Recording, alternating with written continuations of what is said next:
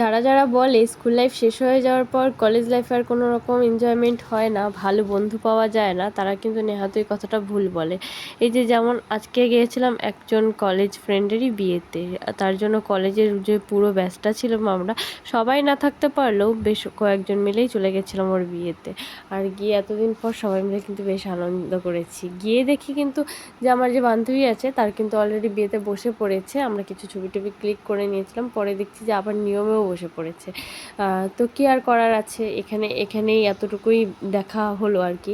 তারপর হচ্ছে বেরিয়ে গেলাম ওখান থেকে, যেহেতু খাওয়া দাওয়া করে আমরা যেতে যেতে অনেকটাই রাত করে নিয়েছিলাম, যেহেতু নেহা আর সাথী কিন্তু অনেকটাই লেটে এসেছিলো আমাদের বাড়িতে। নেহা আর সাথী হলো আমার কলেজের আরও দুজন বন্ধু, যাদের সাথে আমার কলেজে গিয়ে আলাপ হয়েছে। আর ওরা কিন্তু সত্যিই, ওদেরকে পেয়ে আমি অনেক ব্লেসড ফিল করি নিজেকে, অনেক ভীষণ ভীষণ ভালো ওরা। আর পূজার বিয়ে ছিল, আর ওর বিয়ের দেখো ছায়ামণ্ডপটা কত সুন্দর করে সাজিয়েছে, সেটাও কিন্তু ভিডিওটাতে দেখিয়ে দিলাম। আর ওর যেহেতু নিয়ম কাজ সব হয়ে গেছিলো, এর জন্য কিন্তু ছায়ামণ্ডপটা এতটা ছড়াছড়ি হয়ে আছে। তা ছাড়া প্রথমে দেখলে পরে কিন্তু বেশ সুন্দরই ছিল। আসলে বিয়েটা হওয়ার পর না অনেক ধকলই যায় ছায়ামণ্ডপটার উপর দিয়েও।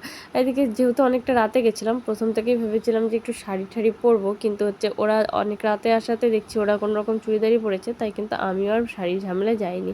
তারপর আর কি খেতে বসে গেলাম। খেতে বসতেই তখন কিন্তু রাত্রি প্রায় 12টা। ওই খাওয়া দাওয়া হয়েছে, পরে দেখি শেষ শেষ ব্যাচে কিন্তু এই যে বউ আর বর মিলে বসে পড়েছে খেতে। ওদের সাথে দেখা করেছিলাম, দেখেছে তো কত খুশি ব্রাইড। তারপর আমরা রাত্রি প্রায় 1:30 বাজে, 1:30টার সময় বেরিয়ে পড়েছি, সবাই মিলে যাবো একটু টার্মিনাসে আড্ডা দিতে বলে।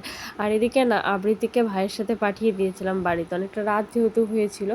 আর ওখানে গিয়েই কিন্তু প্রথমে আমরা খেয়ে নিচ্ছিলাম পান, যেহেতু খাওয়া দাওয়া হয়েছিল। আর আজকে একটা ঘটনা কি ঘটেছিল, যে সাথীর গলায় মাছ খেতে গিয়ে কাঁটা বেঁধে গিয়েছিলো, তাই ঠিকঠাক করে সবাই না খেতে পেরে ভয়ে ভয়ে উঠে পড়েছি। তারপর আর কি সবাই মিলে অনেকটা এনজয় করে প্রায় রাত্রি 2:30, তারপর বাড়িতে ফিরলাম। টাটা।